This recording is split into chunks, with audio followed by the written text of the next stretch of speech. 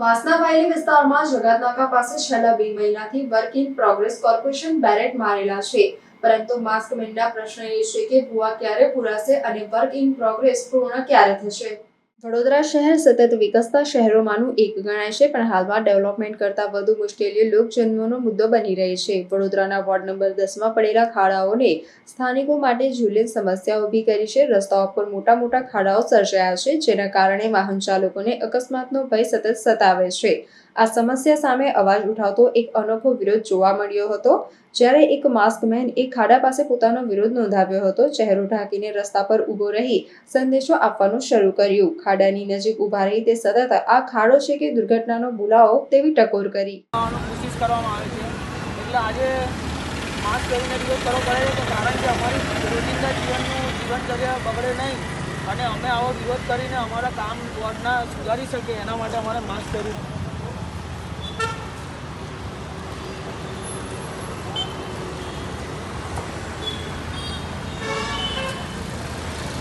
Main સમસ્યા એ છે કે સાહેબ, અમે છેલ્લા 2 મહિનાથી કોઈ વસ્તુની રજૂઆત કરતા હોય તો અમારી જીતાડેલો સત્તા પક્ષ અમારા જ કામે નથી આવતો, અને માસ્ક પહેરવાનું મેન રીઝન એ છે કે આજે અમે સત્તા પક્ષનો વિરોધ કરીએ તો ક્યાંક ને ક્યાંક સત્તા પક્ષ અમારો અવાજ દબાવવાની વાત કરે, અમારી પાછળ પોલીસ ગોઠવવાની વાત કરે, અમારા જે રોજિંદા જીવનમાં અડચણ ઊભી થાય એવા કામ કરે। એટલે કાં તો અમારે મોં છુપાઈને નામ છુપાઈને કામ કરવું પડે। આજે એવા દિવસ આવી ગયા છે મોદી સાહેબના રાજમાં, જે મોદી સાહેબનું રાજ અમને પહેલાં બહુ ગમતું હતું, એના માટે અમે ખૂબ જ સપોર્ટ કર્યો, પણ આજે આ પરિસ્થિતિ અમારા વોર્ડના લીલાબેન, પછી ઉમંગભાઈ, સ્ટેમ્પવાલા અને નીતિન મામા, આટલા જણને અમારા વોર્ડમાં અમે રજૂઆત કરવા છતાં પણ જો કોઈનું નિરાકરણ ના આવતું હોય તો એવા કોર્પોરેટર અને એમની લીલાઓ આજે અમને નડતરરૂપ થઈ રહી છે। એટલે અમે માસ્ક પહેરીને વિરોધ કરીએ છીએ, કારણ કે અમે અમારું વ્યક્તિત્વ છુપાવવા માગીએ છીએ। કેમ? કારણ કે અમને અમારા રોજિંદા જીવનમાં પ્રોબ્લેમ ઊભા ના થાય એટલે, અને પબ્લિકને સુખાકારીનો આનંદ મળતો રહે।